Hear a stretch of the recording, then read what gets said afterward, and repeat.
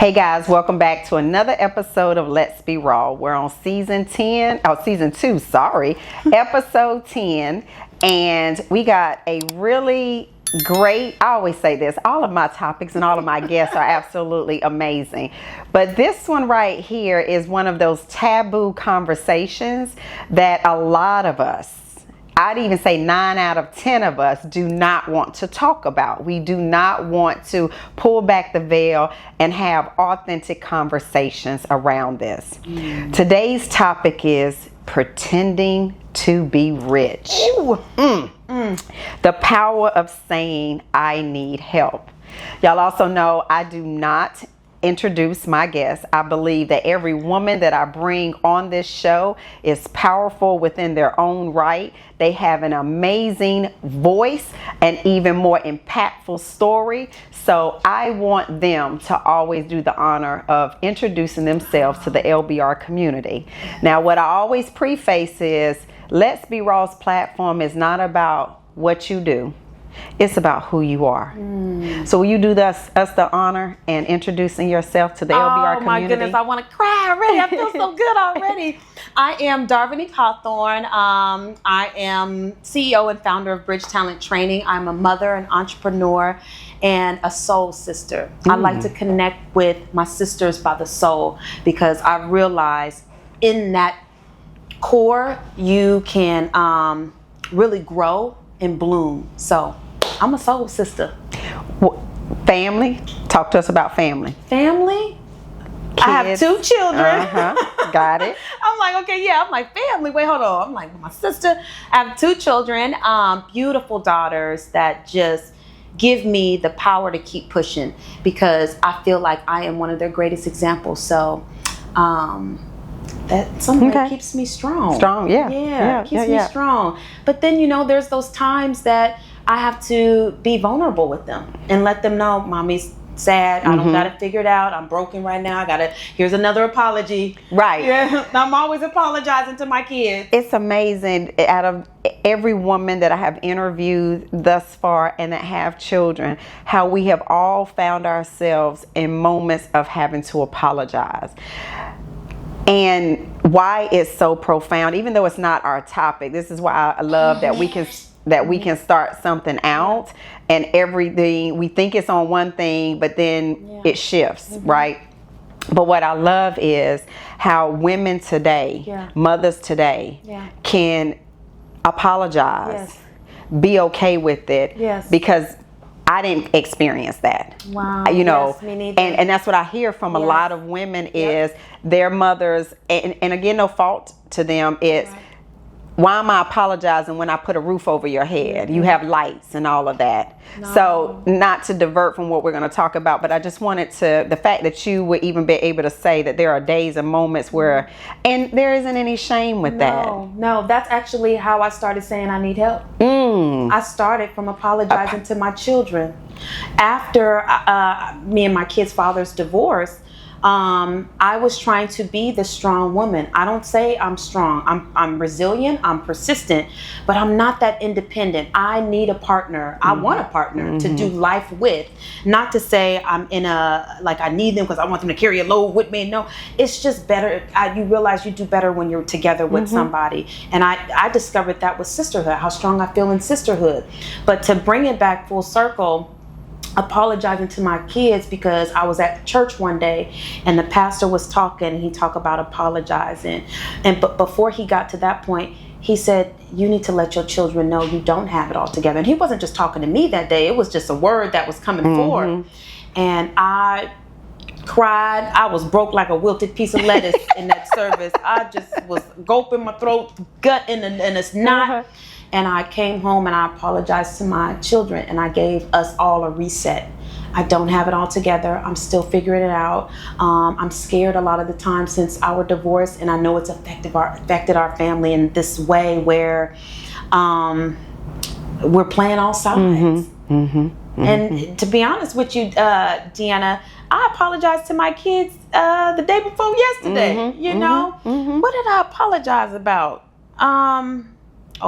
I like to speak French every now and again. Yeah, and me too. Me too. And I told them in that moment, I said, I want you to let you guys know, you will fall a lot in life. But the fact that you can correct it and apologize and do your best to make it better. And my little one, you always saying, you do it all the time. I'm just like, okay, just give me a little grace. Right. Just give me a lot of grace. Right. You know, and so. But the strength and the vulnerability that you're teaching them is so needed, especially I feel like in today's society, where I truly feel that the younger generation, because they've either grown up on, social media or the internet or whatever the case may be, that they don't have that sense of being able to accept responsibility, being able to understand that you're not weak if you say I'm sorry. Come on. There's a lot of growth that comes with that. And honestly, a lot more people will help you and be there for you if you can show a level of humility. Let me say something, because it starts at home. I asked my oldest daughter, I said, how have I made you feel during this time? She said, sometimes I feel like you know what's gonna hurt me and you still say it. Oh, girl, I just got chills. Hold on a second. That's heavy. And to hear that from your daughter. Like she said, I feel like you can sense that this might hurt my feelings and you say it anyway because you're just trying to get it out. So communication is huge. And when she said that, I said, you're absolutely right. And I can do better. I can do better. Girl, that is amazing. Listen, like for real, no, I think a lot of mothers need to, because again, not being raised on how to apologize. Like I never saw my mother apologize until, now she apologizes to me now, especially after reading my book, watching the podcast, to have my mother call me and crying, I'm so sorry, and it's crazy because she was there the whole ride. All of, my childhood, there, not there, in, out, whatever the case may be. But it took my book for her to read it and for her to watch an episode of my sister and I talking about our relationship with her, that she called me up and apologized. She was like, Deanna, I did not realize that I had put that much pressure, had that much expectation, wasn't your protector. In her quest to try to teach me that family is everything and you should never abandon your family and you shouldn't do this. It's actually what she had done. But she was telling me like I couldn't, and you have to read the book, and I don't want to go into too much of it because y'all need to buy the book too. But it was crazy to be at this particular age and then for something like that to have to be birthed, for her to say it. But what I realized was it took me a long time to know how to apologize, even when I knew I was wrong. Even when I knew, like you said, I said something on purpose because I justified it by, look, I just need to get this out. Right. Knowing that it was not going to be received the right way and knowing that I was going to hurt some feelings. Right. But in my mind, it was, my mama didn't never apologize. She justified everything by, you got a roof over your head, food in your mouth, clothes on your back. And that's how I was brought up too. My grandma was the same way. You don't get to question. You just do what's being told, and that's it. Yeah. And that's hard. It is. Because you internalize so much. You carry a burden that leads to silent suffering. And the only time somebody does know about what you're silently suffering about is somebody you feel safe with. That's right. And that's how you were able to talk about that with your sister, and she caught the overpour of that. That's powerful. Yep. Well, that also goes in line with, like you said, when you're in the midst of something and you're drowning and you need to ask for help. Okay. Ooh. So yeah. Let's talk about what it really costs to suffer in silence. Yes. So many of us are drowning behind the mask of I'm good. We're carrying debt, emotional exhaustion, and business burnout just to keep up the illusion of strength. Yes. But guess what? Pride can keep you broke emotionally, mentally, financially, and spiritually. Why do so many women, especially black and brown women, feel ashamed to say I'm struggling or I need help? Well, I could only speak from my perspective. And I was all of those things. Okay. And I'm coming through all of those things Okay. in this season. That's so good. That's so good. Well, for me, I've always been encouraged to ask questions as a child. Even in the classroom, my mom would always say, raise your hand, ask questions. Even though she was there to say those things to me, I felt out of pocket. I still felt awkward to raise my hand. To raise your hand. It was still this unknown territory, and it was kind of, I was scared. I was embarrassed.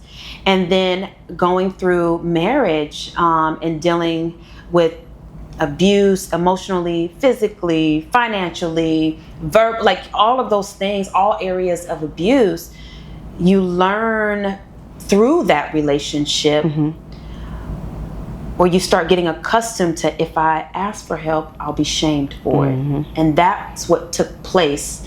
There was moments in my marriage that took place like that. So over a 10-year period, I didn't know that was kind of like drilled in me. So when I got out of the marriage, I still carried that persona. I still carried that, if I ask for help, I'll be shamed. So I was still dealing with trauma, severe trauma. So that's what I was that's where I was not asking for help. And all of it attached to the trauma side of it and the shame side of it. Like, how dare you raise your hand and ask the hard questions. Also understanding, I would imagine a lot of times we don't ask because we really don't want to have to deal with the work that may come along. Right? With, you've asked, I've told you, right?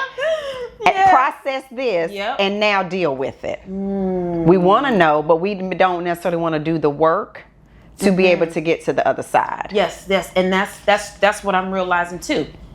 So our topic is pretending to be rich. Yeah. So let's dive into this. Because I know that story. Is that we here? That's you here. All too well. Give us your story. And I pretended to be rich for a very long time, or at least I thought in my own delusion I was. How did it start?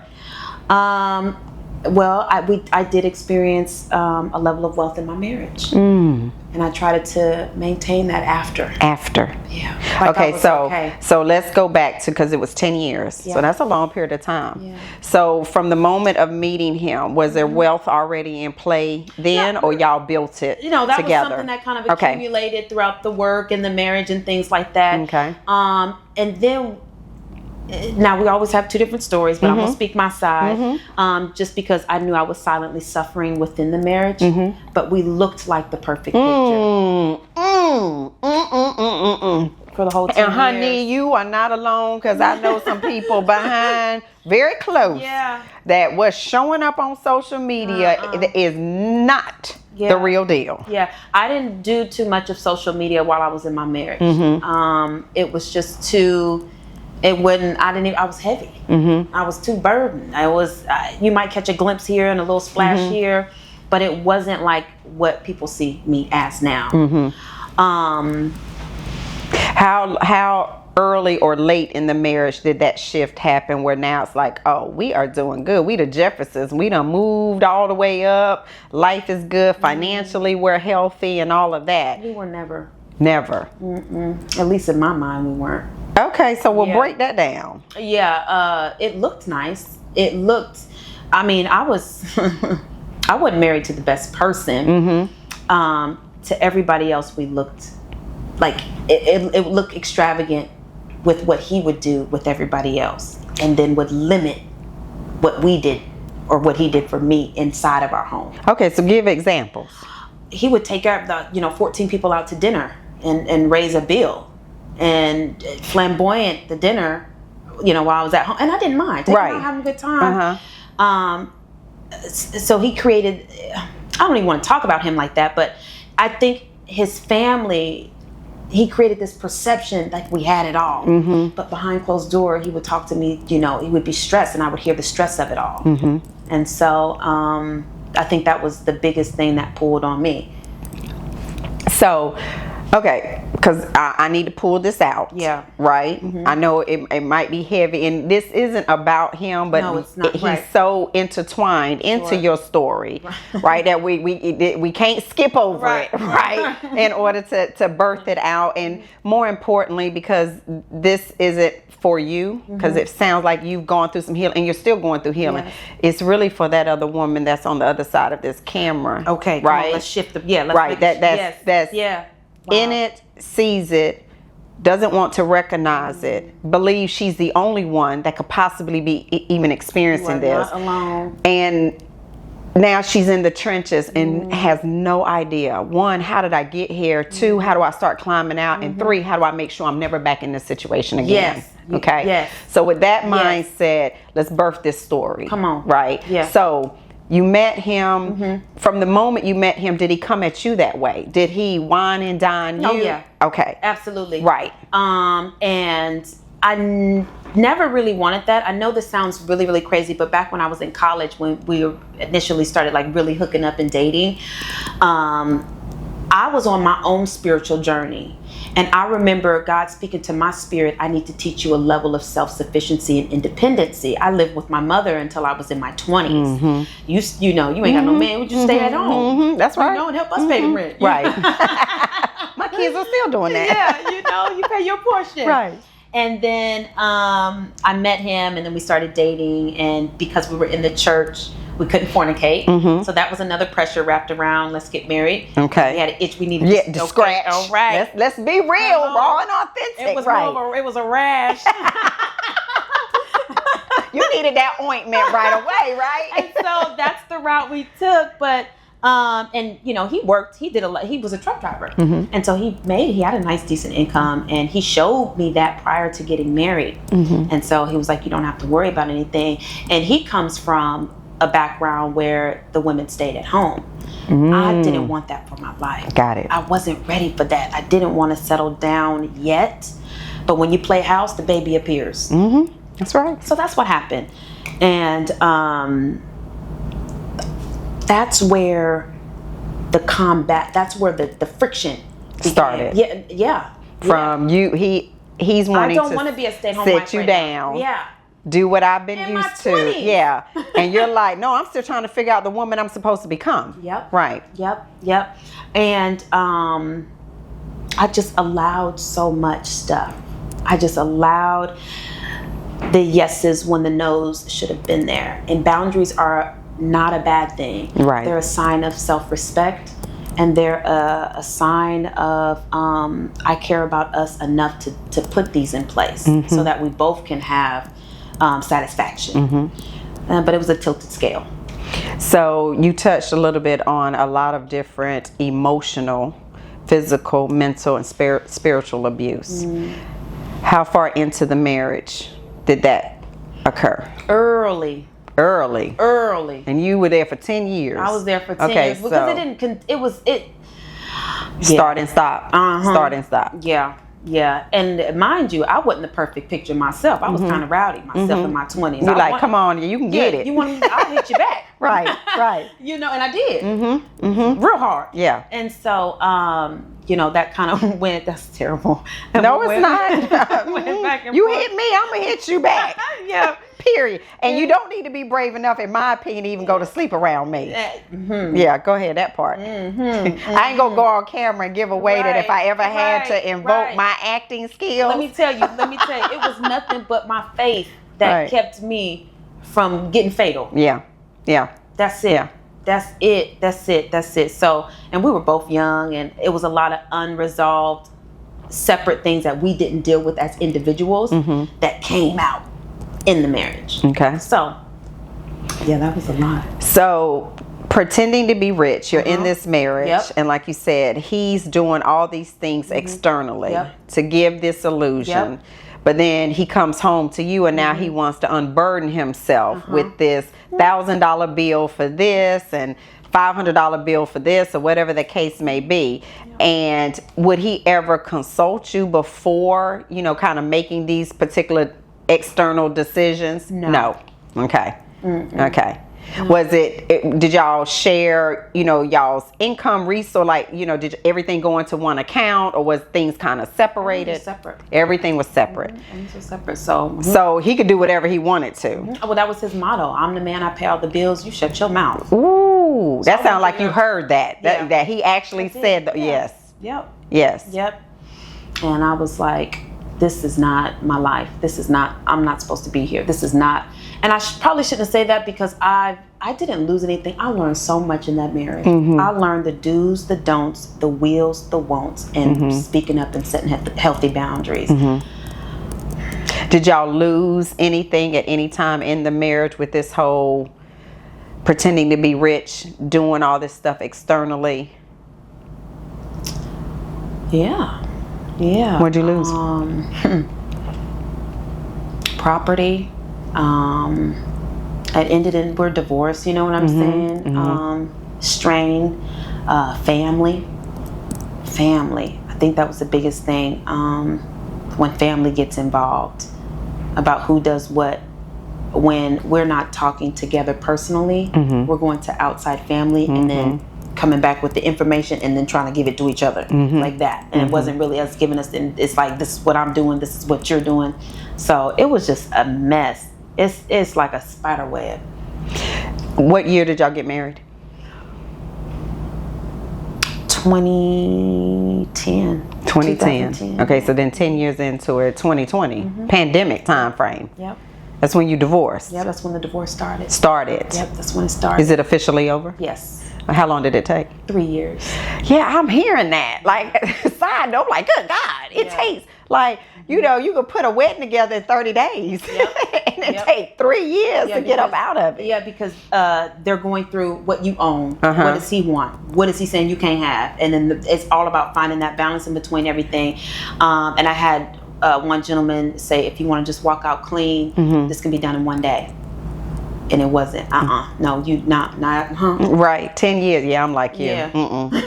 Go uncover them rocks. Somewhere he might have been hiding something. Figure it out. Go check his mama stuff. Figure out if he done put something in his mama name. Like, I'm that person. But I would also think the emotional turmoil that it goes through when you trying to detach yourself and untether yourself from a situation, you're trying to heal. And now you've gone from a 2-income household to a one. Yep. You have children involved with it. Yep. I know as a mother, you already have to deal with the fact that life is no longer what it was and what my children have been accustomed to. And now you got to also crush their dreams from their comfortableness, right? Yep. So pretending to be rich. I had to call on the state. Oh, let's talk about it. Resources. Right. I got to go apply for a few things. So we can all eat tonight. Wow. Yes. Let's talk through that. Yeah. How do you go from, and what that emotional capacity you have to have, and the humbleness. It was so humbling. Ooh. It was very humbling to say, I don't have it. I don't have it. Mama, can I have? Mama, when? Oh. You keep saying. But we used to. Yeah. Yep. Going and applying. Come on. Yeah. And now having to make yourself a statistic. I know for me, one of my biggest, from the time I was little, like, I don't know why in my head being a statistic was almost like having leprosy. Right. Like, literally for me, it was one of those things that I looked at my mom's life, how we were raised, love my mother to death, best friend, we talk every day.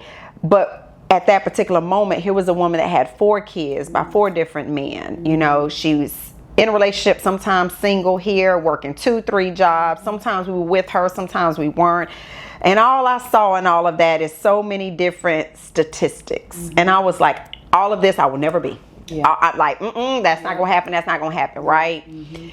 To the point where I said, I don't even want kids. Like, all of that come along with this right here. If me having kids, because that's what I associated with was, you had relationships with 4 different men and you had kids. Okay, right. You a single mom, you having to work 2-3 jobs. Why? Because you got kids. Yep. So everything led back to children. Right. I was like, Right. And then I become a statistic at 17 years of age and having my first child. I think that was the hardest blow for me. And then I went through, now I loved, and again, this is no shame, no judgment to anybody. I said I would never, ever, ever be on the system. But that didn't necessarily mean I made the right decisions and the right choices. That pride played a big part into it. So not necessarily saying it was right or wrong, but that was just my journey of I don't ever want to be in that situation. But here you are, a woman, very well poised, got yourself together, you got kids. Family and friends have seen you in a certain light for a number of years. Right? This wasn't your first time, as I'll say, popping out and showing out, right? Right. You had been living this. And now you had to humble yourself and go in front of a system. A system that already treats us as less than. Even expects for us to depend on them. What was that like? It was humiliating to me. You know, I was ashamed. And luckily, I had a mother who was like, sometimes you just got to do what you got to do. This doesn't mean this is a forever. You just do it until you can do a little bit more, you know. And it was that support system that kind of gave me the ease, but it was still humiliating. Want to pull out that yellow card, you know, at the and then and then I had one of my coaches. She said, "You are a citizen. You better use your benefits." I love it. I love it. Yes. She said, and pull it out proud. I am a citizen. You know, I'm a proud American. And your taxes have gone into that. Absolutely. Yes. And she said, you know, you got to do what you got to do. And so that brought some humor into it. But at one point, I just felt so low. I felt very low, you know, and just working through that. And because it sounds like you have a really great relationship with your daughters, and even a relationship where you feel comfortable enough having semi-adult conversations. Were they aware that this is what was happening and this is where we're now getting our resources from? Not so much. Okay. Not so much. I don't, and you know what? I probably should have asked them. Y'all know what's going on? What's going on? Because they know a lot. They knew a lot of what was going on, but not all of the details. 'Cause some stuff. Some things I always say is still age appropriate. I think there's a time and place to make sure that your children really know what your story is and what it was and why is it that mama is who she is right now, because a big part of all of this is coursing through their DNA. And there's going to be a time where they're going to be trying to figure out, why do I think a certain way? Why do I respond a certain way? Why do I react?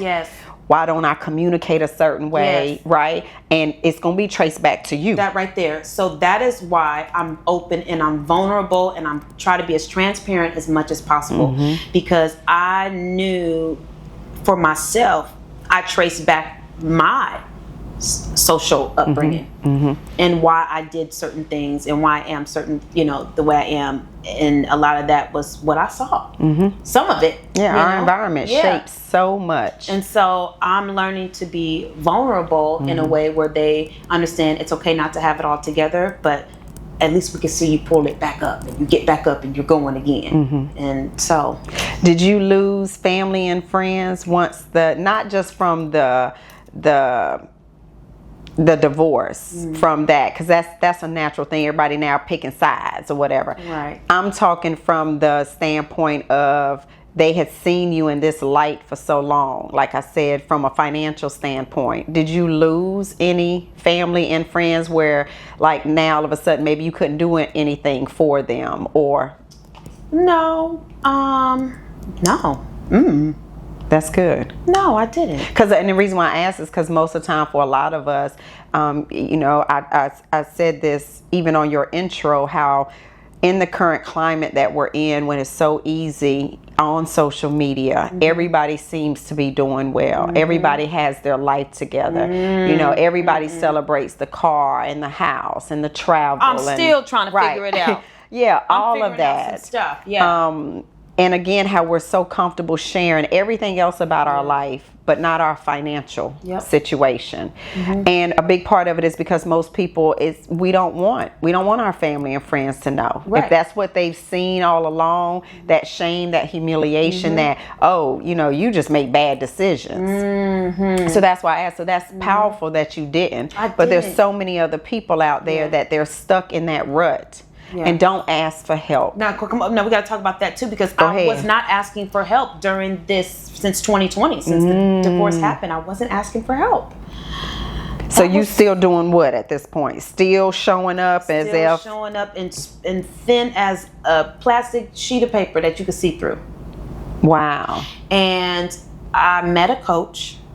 I've always wanted to work with her, and I prayed to work with her back in 2020 when my divorce started. I was like in the thick of it, and it just didn't work out right.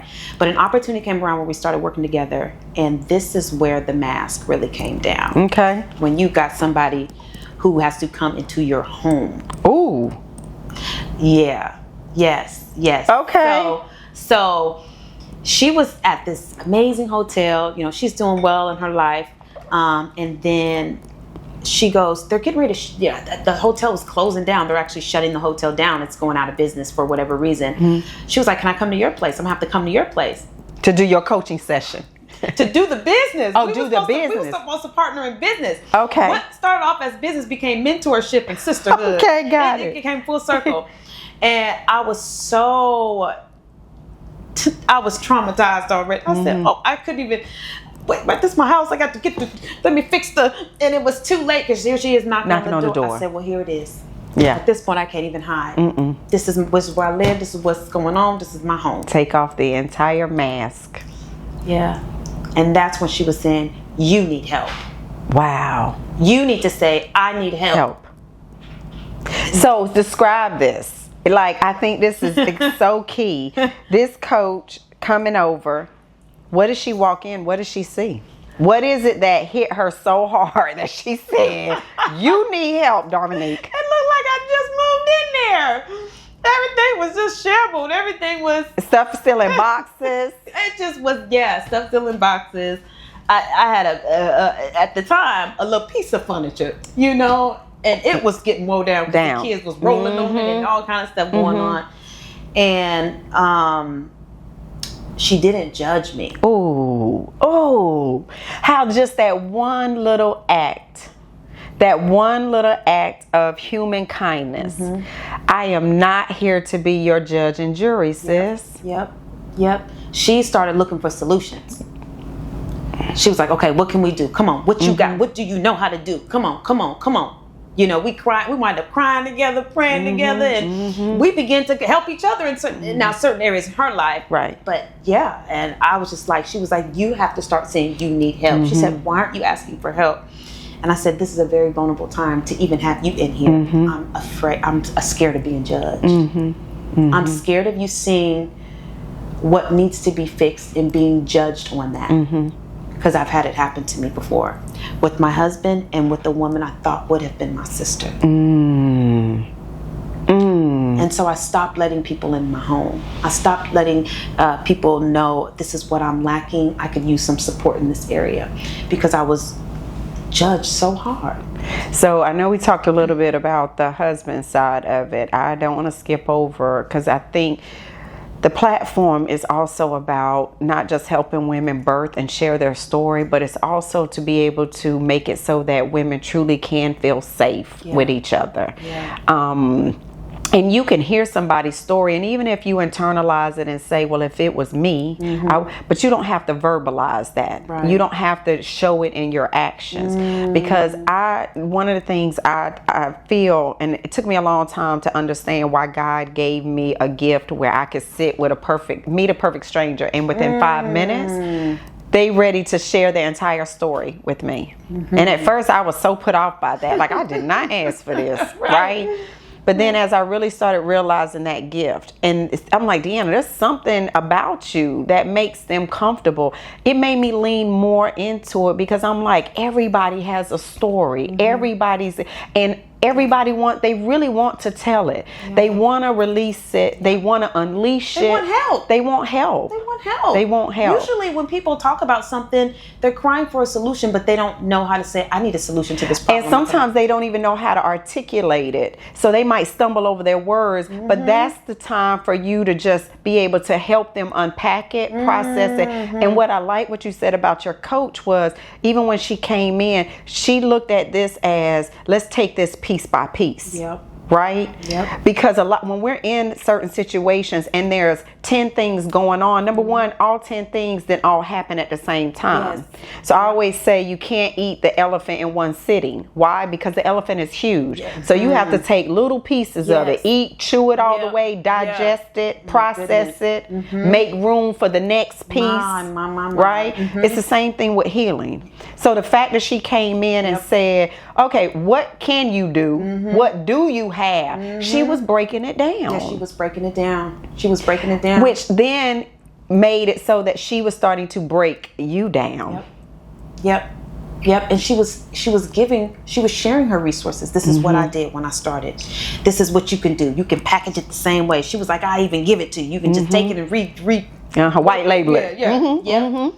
And that was my biggest, my biggest cry. It says, if you pray to your Father in secret, He sees you in secret and rewards you openly. I prayed for that. Just somebody just come and show me what I gotta do. Right. Like I'm a worker. Yeah. Lord, you just I'll get in there. I'll toil the land. I'll do everything.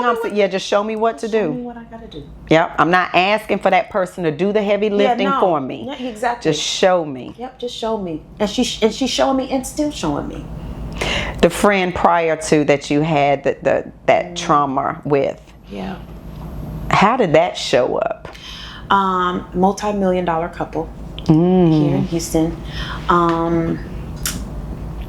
I had another job and I met her and we hit it off really good. We hit it off and we started hanging out really good.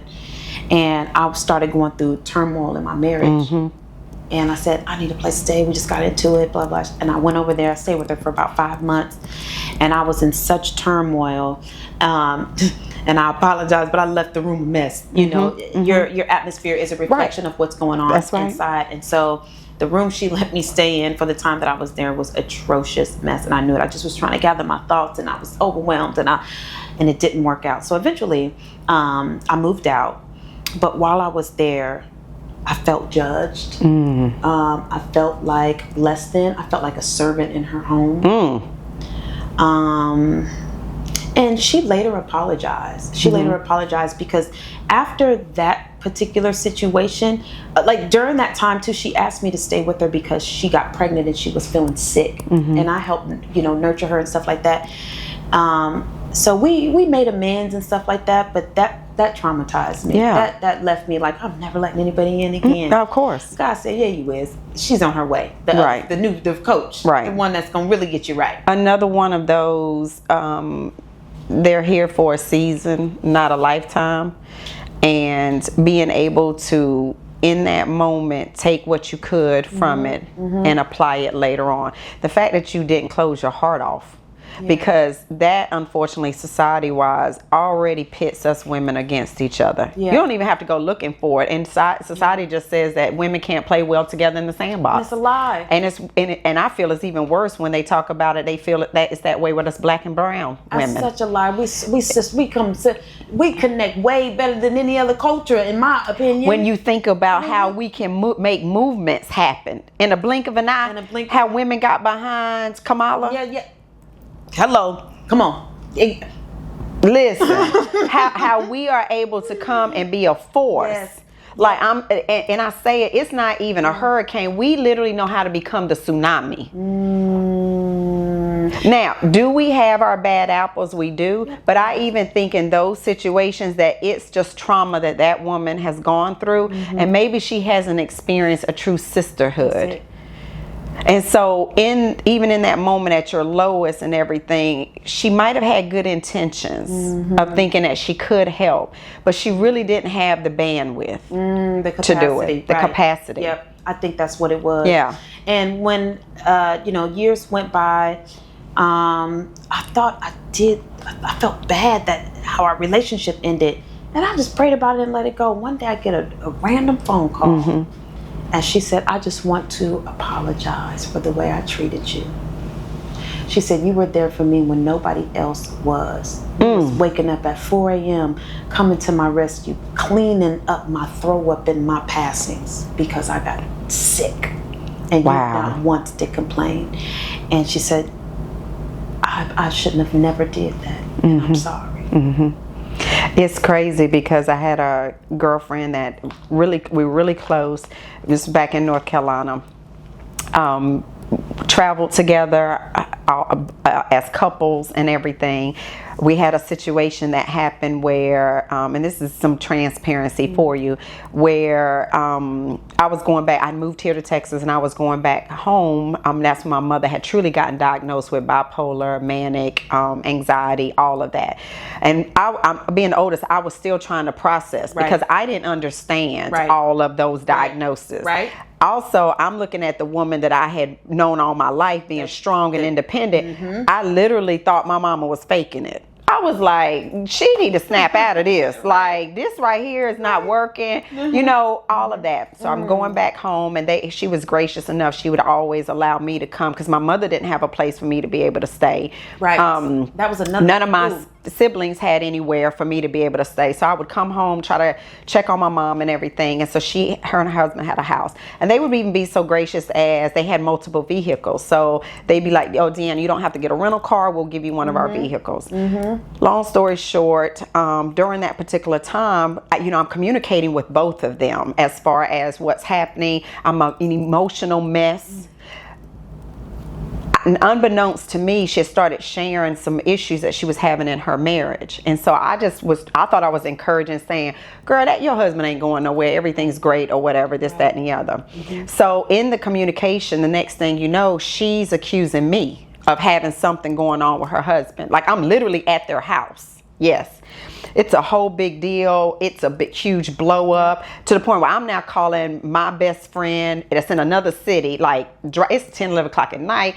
I say, come get me. I am not staying another night in this house right here. We're trying to tell her there is nothing going on communication wise, whatever, right? Leave from that situation. I come home and I tell my husband, because I'm like, "Look, I want you to go ahead and know everything that went down here.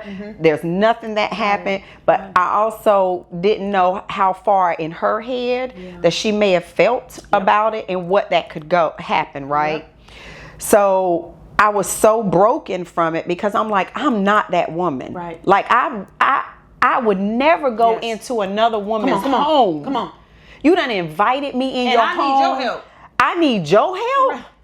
Right. But that story is so common. Right. And so fast forward, I'm like, I'm done. No communication, whatever the case may be.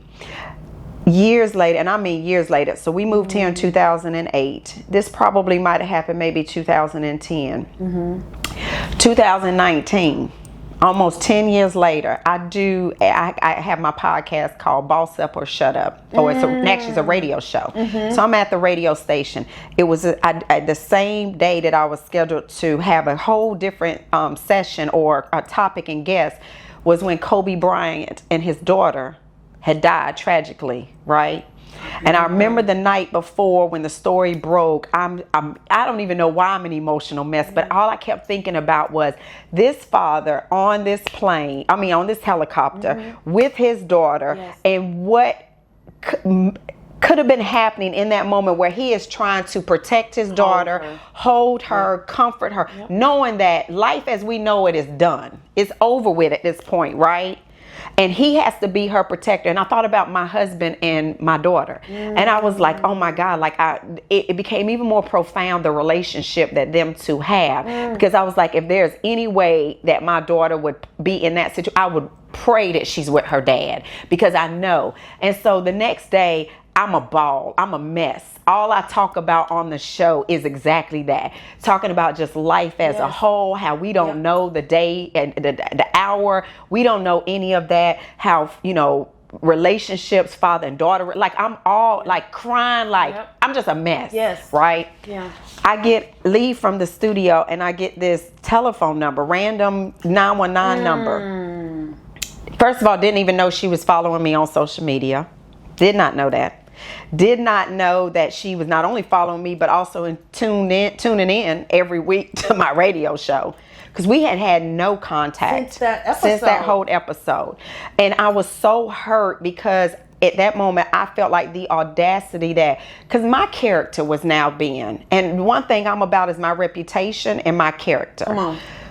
And so I answered this phone call because it's not saved in my phone, and she's on the other line. And I'm sitting here like, because I'm like... Because you're going back to the last moment. And the other thing I'm thinking about is, we're not about to revisit this. Like, I'm so far from it now. Like, I want the Deanna when everything happened. I'm a whole different Deanna right now. I process it, and now I'm really in the... If we're going to go here, then we really going to go here.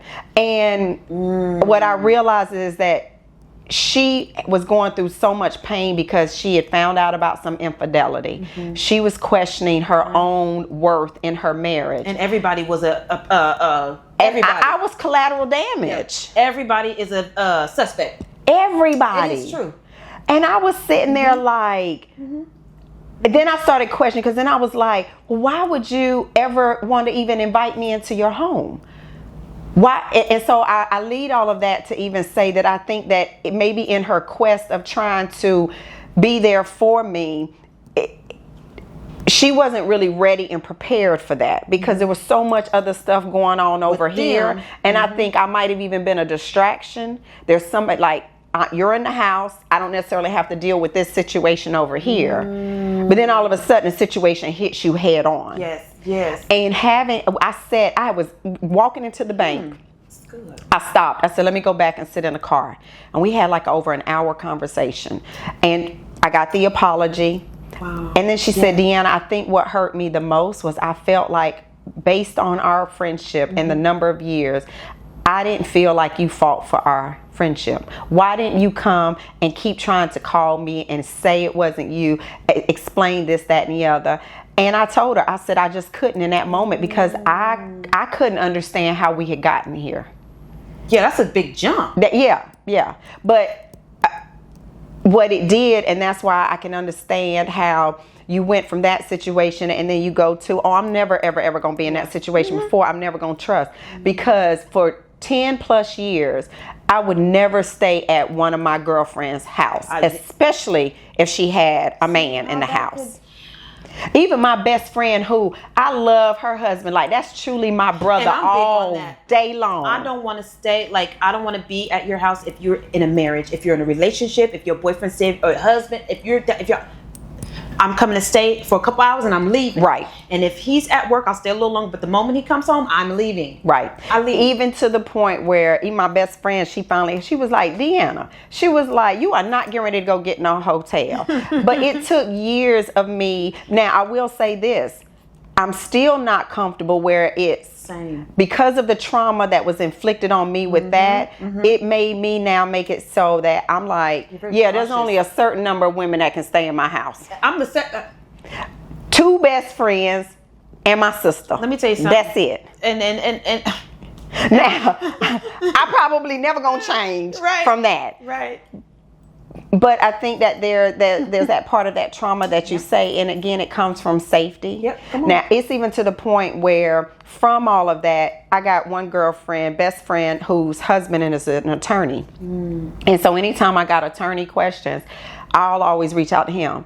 But from that situation, what I do is the moment I reach out to him, I text her. Yeah. I say, hey, I just want you to know I reached out to your husband. This is what I asked about. This is what he responded to. Because what I did learn from that was you never know, which goes in point to what you said. pretending to be rich, Come on. pretending to be some kind of way. People don't really know what's going on behind closed doors. My thought now is, oh no, I'm gonna let you know ahead of time if I reached out to your man, because I don't know what's happening behind closed doors. That's right. And I don't know if all of a sudden y'all got trust issues and you go and see my information on his phone. That's it. And now we spiraling. Oh, no. Not so. Not so. I will abstain from the appearance of evil. Absolutely. And I will. But the simple fact that even with all of that, you were able to now be vulnerable, open up. Yes, ma'am. Let this woman truly see Darvinique. Oh my goodness, yes. Yep. How freeing is that? Oh my goodness. She called me sis now. Yeah, see, you family. You know. And then she was able to open up through my vulnerability. And I realized when somebody is vulnerable, it gives them permission to feel safe to do the same thing. And so she had a moment where she broke down outside of what she was there to help, something completely different. And I was there to aid in that, you know, and it was a blessing and all of that. But for her to see me like that, I was naked. I ain't had no clothes. No clothes, no nothing. Like, here I am. Just here I am. Talk through the rebuilding. How we look the way we look right now. How we got this spirit, this beautiful smile, this aura again about you don't look like what you've been through. Right. Well, that goes to, you shouldn't look like what you're going through. I love it. You should look like my husband always says, at least if you look the part, right? That's half the battle. That's half the battle, but also looking the part, but still being vulnerable. Yes, I know how to present myself, but if you ask me, I'm gonna tell you the truth. You know, I'm still growing. My money's still circulating. It's in rotation right now. It's in transition. Right. You know, and I've learned, and I'm still practicing how I say certain things. You know, that because words are so powerful. They are. You know, how can I afford this? You know, I'm learning a new language.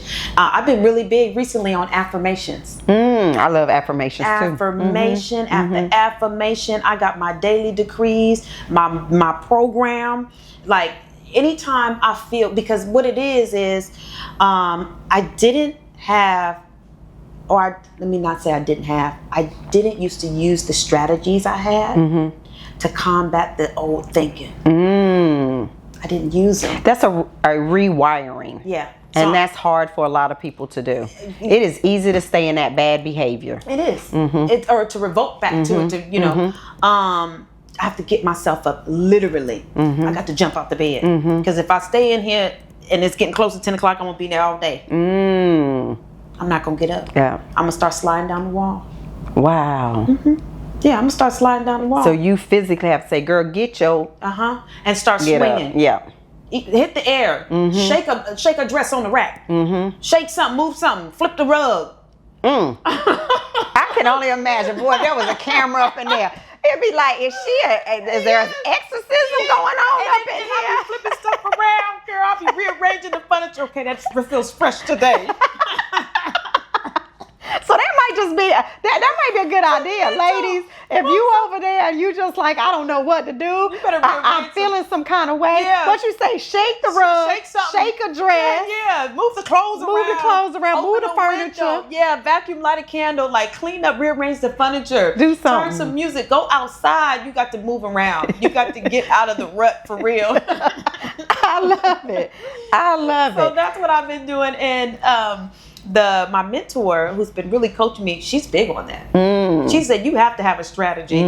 What you gonna do if you don't have a strategy? Yeah. What is your strategy for strength? What is your strategy for mind? What are you doing for your spirit? Did you listen to Proverbs today? I said, let me turn it on right now. Yeah. Recenter myself. So in the beginning, it's messy, it's unorganized, it's sloppy, it's inconsistent in the beginning, because you're it's the rubber band effect. I don't feel like it today. And then you get to a point to where, no, I'm gonna feel like it whether I feel like it or not, because I refuse to stay here. So now I'm you literally fighting for your life. Yeah, you are literally fighting for your life. You see how that's why I say we always start, like, let me tell you, there's a process to this, right? So the process is from the time I'm doing an initial interview with my guest. One of the things that I told you that I pride myself on with LBR is that not every woman will have an opportunity to sit there. Reason being is because some women, and even recently, have come to me and, oh, Deanna, I want to be on the podcast. And then I interview them. It's a pre-interview, and I realize you're not ready. You're not ready to walk in your authenticity. You're not ready to pull back the curtain. You're not ready to be able to truly take even ownership for whatever part you played in to your story. Because you the main star. Like, you are the main star in your story, so you can't keep pointing fingers at every other cast member. No, you can't. That was in it. You are the leading lady. And that's why I like to say I allowed so much, even in the knowledge that I had. Let me tell you what I realized on the outside, looking back in, just reviewing everything. I allowed so much to happen to me under the guise of being submissive. Oh, girl, say that again, Lord, because listen, that word by itself holds a lot of weight. A lot of weight. But you will perish for a lack of knowledge. I allowed so much to happen to me under the guise of being submissive, being the good girl, being the wife. And when you don't have knowledge, understanding, and wisdom on what that posture is of being a wife, you will be a mattress. You will be a doormat. Because she is a pillar to the family. It is, where's the rib? Come on. Look me in the face. On the side of him. I've never seen a rib in the back of somebody. Say that again. And so, yeah, that's.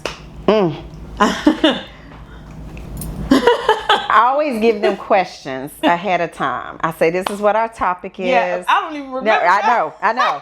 I say, here are the questions, but I always also tell them before we start on camera, I need for you to trust the process. I need for you to be comfortable with that this is not truly an interview. It is a conversation. Yes. It is a moment of healing, vulnerability, and even more so, as I said, on camera, it may not necessarily be about you. It's about who's on the other side of this camera.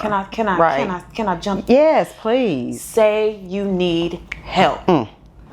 Whether it be at a church, whether you find somebody on the internet that you find a connection with, that you really feel a genuine trust, ask for help. And you don't have to say the word help if that makes you feel some type of way.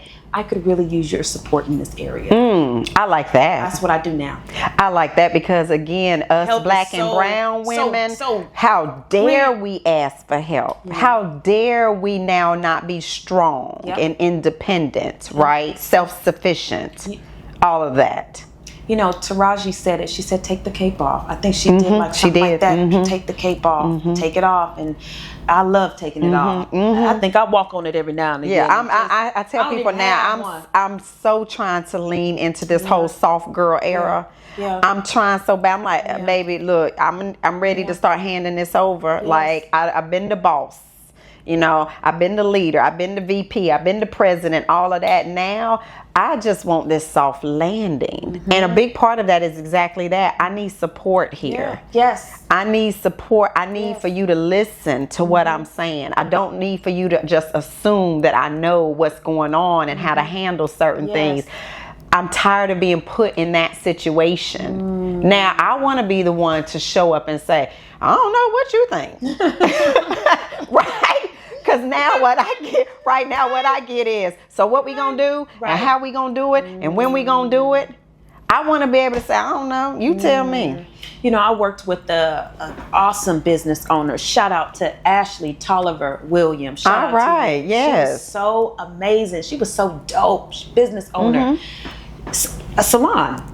And at the time, I was ambassador of guest services. Everybody deserved a glass of champagne when you walk in here. I don't care if you came in sweat, pants, whatever, missing tooth. Right. You want a glass?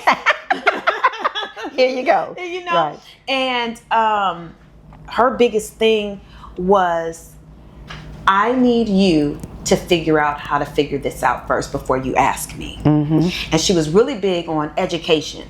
We had a book that we read every month. And she said, what did you get out of this book and how can you implement it? Right. Just because I'm the owner, you stop coming to me. Figure it out. And if you can't figure it out, then you call me. Right. But don't get lazy saying I couldn't figure it out. Right. And leaning on her just because of that title and that ownership. She said, before we came to her, we have to give her, this is what we tried. And we didn't get nowhere. We need something else after that. I ask for support. Let me bring that back around. Because I feel that for somebody, get involved where my auntie used to tell me all the time. Because when I moved out of state, I'm from California, but when I moved to Texas, she said, first thing you do, find a community. It doesn't have to be a church, but find some support group. Look online. And it doesn't have to be hundreds of people in that support group. Right. It was real small. Right. And connect and find who you could pull from. Pull from somebody's strength. If you could pull from it, they got enough to give. Yeah, that's right. That's right. That part. Woo, guys, look, not only was this so good, we didn't even do our customary break. Normally we do like at the 30-minute mark. I say, okay, let's take a refresher. But this again aligns with the authenticity, the realness, that vulnerability, all of those words. And I say these words multiple times on each episode. Not because I don't have any other words in the vocabulary, but they're the words that people are scared to say. They're the words that people are scared to attach to themselves as if it's cancerous. But they're the actual words that help us sometimes birth the next best part of our life, maybe the next best business idea, the next best relationship, the next best connection with our Heavenly Father. Right? Come on. Being vulnerable, transparent, real, raw, and just really knowing who we are. And loving and liking us even in the moment that we're in. You might not love and like your situation and the surrounding, but just being able to love and like you. Right?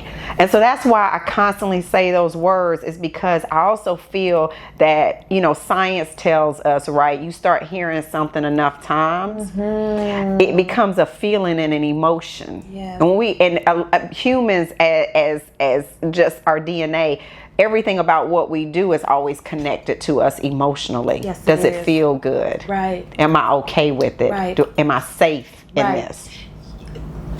Deanna, you said something that was so powerful. Liking yourself in all of it. All of it. Even in the messiness. Even when you were at that room, at that house, and everything around you was chaotic. Right? Yes. Sometimes I be like, Lord, you see this? Come on. I know you up there chuckling. I'm learning to love me. My skin again. My body after 2 babies. My hair, because it's a little thin. Girl, when I saw it's so crazy, because with all my guests, I always tell them to send me a couple of headshots, right? And so she sends me 2, and she sends one exactly beautiful like this, and then she sends me one that's in weave, and I'm looking at them, and I said, "Oh no, baby. This is real, raw, and authentic." Yeah. And you know what's so funny?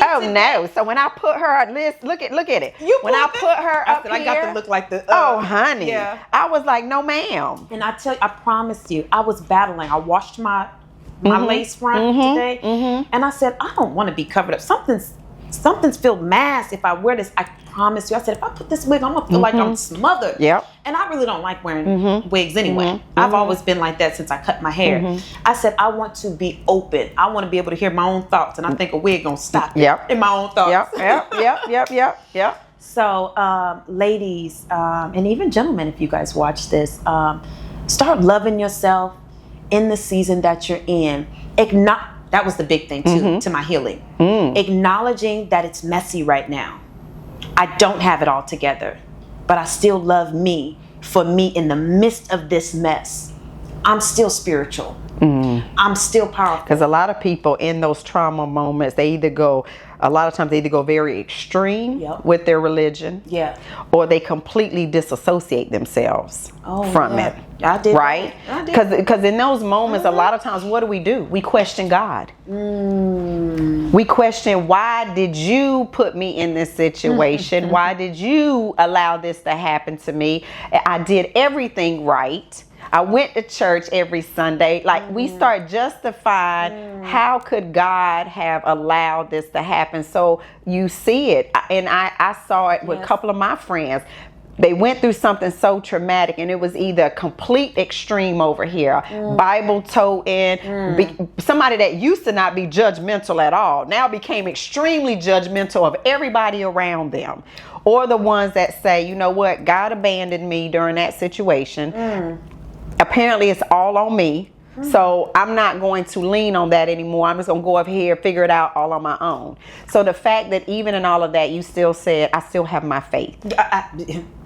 Right? Because I'm sure what makes you get up in the morning and rearrange and shake some stuff, right? Yes. Is your faith. It's my faith. It's God in your ear. Yes, it is. Yeah. Yes, it is. You can't stay on this bed. Matter of fact, take the sheets off of it. Right. Come on, pop these pillows. With Make all this yourself old- uncomfortable. Yes, it is very uncomfortable.